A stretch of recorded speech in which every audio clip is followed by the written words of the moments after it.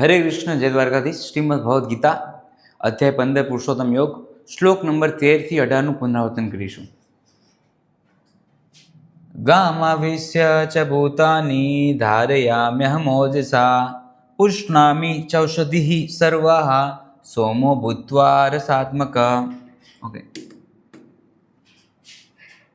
હું દરેક ગ્રહમાં પ્રવેશ કરું છું। મારી શક્તિથી જ તેઓ પોતાની કક્ષામાં રહે છે। ચંદ્ર થઈને સઘળી વનસ્પતિઓને જીવરસ હું જ પ્રદાન કરું છું। તો ભગવાન શ્રી કૃષ્ણ અહીંયા કહે છે કે ગામા વિશે છે ભૂતાની, દરેક જે ગ્રહ છે એ પોતાની કક્ષામાં રહે છે, પોતાની ઓર્બિટમાં રહે છે, કારણ કે મારી શક્તિથી, ભગવાન શ્રી કૃષ્ણની શક્તિ વડે જ દરેક ગ્રહ પોતાની કક્ષામાં રહે છે। ભગવાન એમાં દરેક ગ્રહમાં નિવાસ કરે છે અને ભગવાન જ સૂર્ય ચંદ્રમાની તેજ થઈ, ચંદ્રમાનો પ્રકાશ બનીને બધી વનસ્પતિઓને જીવરસ પ્રદાન કરે છે। તો જેટલી પણ વનસ્પતિની અંદર જે સ્વીટનેસ, જે સ્વાદ છે, જે ટેસ્ટ છે, એ બધી જે ટેસ્ટ છે, બધો ટેસ્ટ છે એ ભગવાન શ્રી કૃષ્ણ પ્રોવાઈડ કરે છે। કઈ રીતના? ચંદ્રમાનો તેજ થઈને। એટલા માટે તો આપણે દૂધ પૌવા જ્યારે પૂનમ હોય છે ત્યારે ચંદ્રમા નીચે રાખીએ છીએ, કારણ કે પોઝિટિવ એનર્જી ચંદ્રમાંથી આવે છે અને એ આપણે જો પ્રસાદ તરીકે લેશું તો આપણા શરીરની અંદર પોઝિટિવ ચેન્જીસ આવશે, સારા વિચારો આવશે, બરાબર। એટલા માટે ભગવાન શ્રી કૃષ્ણ એ કહે છે કે દરેક ગ્રહમાં હું વાસ કરું છું અને દરેક ગ્રહ પોતાની કક્ષામાં મારી શક્તિ વડે જ રહે છે। ચંદ્રમાં થઈને સઘળી વનસ્પતિઓને હું જીવરસ પ્રદાન કરું છું। આ રીતના ભગવાન શ્રી કૃષ્ણ આપને સમજાવે છે શ્લોકની અંદર। ચાલો જોઈએ નેક્સ્ટ શ્લોક।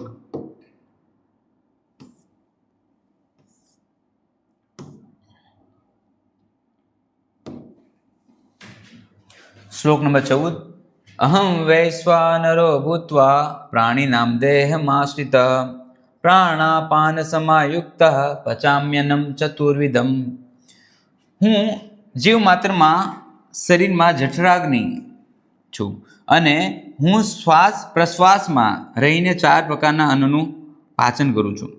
તો અહીંયા ભગવાન શ્રી કૃષ્ણ કહે છે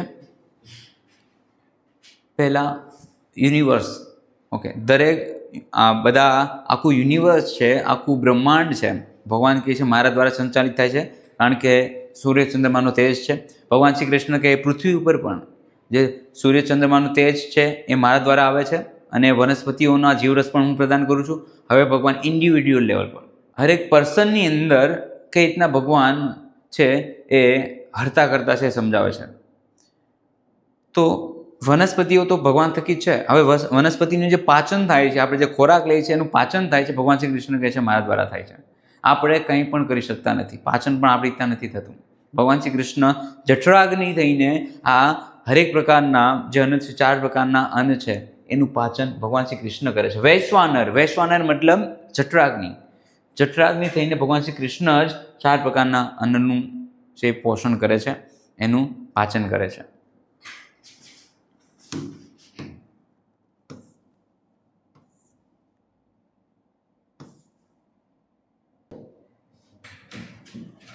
શ્લોક નંબર 15।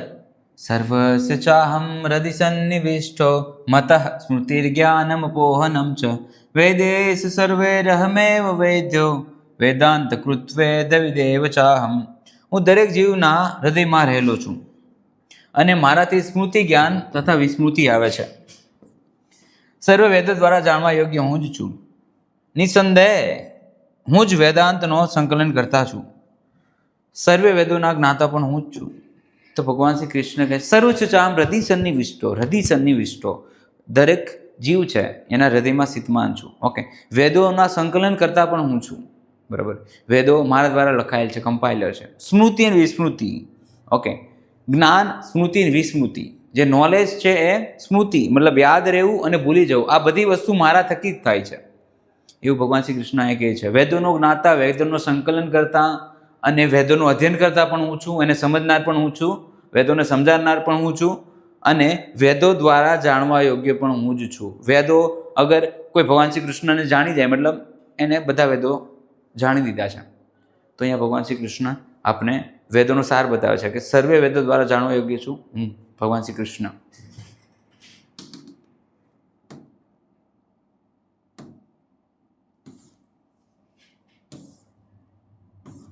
દ્વાવિમો પુરુષો લોકે ક્ષરશ્ચાક્ષર એવ સ ક્ષર સર્વાણી ભૂતાની કુટસ્થોક્ષરે ઉચ્યતે. જીવના બે પ્રકાર છે, ચ્યુત અચ્યુત. ભૌતિક જગતમાં પ્રત્યેક જીવ ચ્યુત છે, પતનશીલ, અને આધ્યાત્મિક જગતમાં પ્રત્યેક જીવ અચ્યુત કહેવાય છે. ઓકે, બે પ્રકારના ભગવાન શ્રી કૃષ્ણ કહે છે જીવ છે, ચ્યુત અને અચ્યુત, અક્ષર અને અક્ષર. ક્ષર મતલબ જેનો નાશ થઈ જાય, જે પતનશીલ છે, અક્ષર જે ભૌતિક જગતમાં રહેલા છે, અને બીજું છે અક્ષર જે આધ્યાત્મિક જગતમાં રહેલા છે, અચ્યુત, બરોબર, જે પતનશીલ નથી, અપતનશીલ. આ બે પ્રકારની કેટેગરી છે ભગવાન શ્રી કૃષ્ણ કહે છે, બરોબર. હરે કૃષ્ણ, જય દ્વારકાધીશ. શ્રીમદ ભગવદ્ ગીતાની જય.